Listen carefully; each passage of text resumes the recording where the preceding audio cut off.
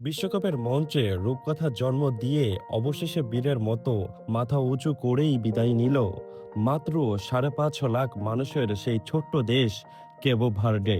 যে দেশটিকে কেউ গোনাতেই ধরেনি, সেই ব্লু শার্কসরা এই ২০২৬ বিশ্বকাপে স্পেন, উরুগুয়ে আর সৌদি আরবের মতো পরাশক্তিতে চোখ রাঙানি উপেক্ষা করে নকআউটে পা রেখেছিল।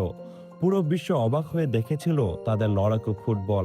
তবে নকআউটের এই অগ্নি পরীক্ষায় এসে শেষ পর্যন্ত তাদের এই অবিশ্বাস্য রূপকথার অবসান ঘটল।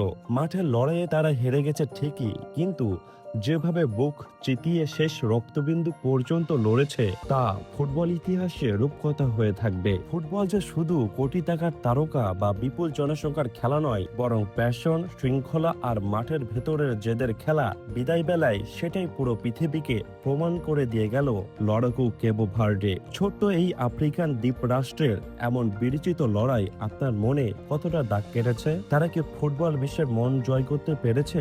কমেন্টে জানান আর ফলো করতে ভুলবেন না।